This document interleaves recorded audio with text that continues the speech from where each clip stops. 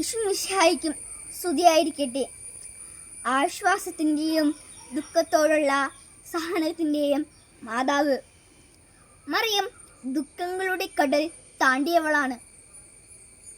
തൻ്റെ മാത്രം പുത്രനെ കുരിശിൽ കണ്ടു നിൽക്കേണ്ടി വന്നത് അമ്മയായ ഒരാളുടെ മനസ്സിൻ്റെ വലിയ കഠിനത ആയിരുന്നു.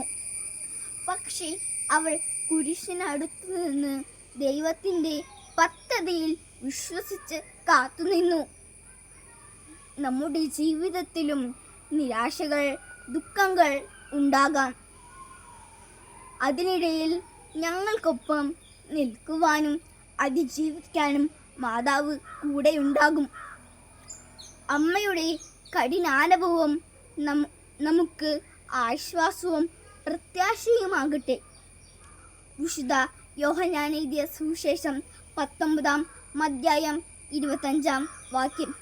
അവൻ്റെ അമ്മ കുരിശിൻ്റെ സമീപം നിലകൊണ്ടു. നിങ്ങളെ എല്ലാവരെയും പരിശുദ്ധ അമ്മ സമൃദ്ധമായി അനുഗ്രഹിക്കട്ടെ. നന്ദി.